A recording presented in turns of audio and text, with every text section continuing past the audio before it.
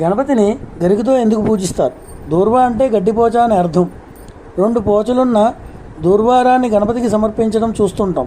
పురాణాల ప్రకారం అనలాసురుడు అనే రాక్షసుడు ఉండేవాడు, లోకాలను పీడించేవాడు. ఆ రాక్షసుడి బాధలు భరించలేక దేవతలంతా వెళ్ళి గణపతితో మొరపెట్టుకుంటారు.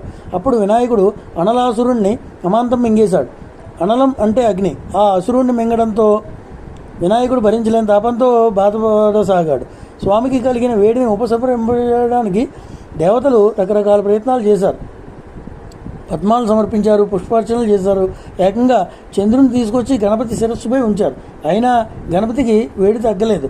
చివరికి పరమశివుడు గరికను తీసుకుని వినాయకుడి శిరస్సుపై ఉంచారు. దాంతో గణపయ్య తాపం తగ్గింది. అలా వినాయకుడి గడ్డిపోచకు లంకి కుదిరింది. గడ్డిపోచను అందరూ తేలిగ్గా తీసుకుంటారు, కానీ సృష్టిలో ఏదీ అల్పమైనది కాదని చెబుతూ స్వామి గరికని ఇష్టంగా స్వీకరిస్తాడు.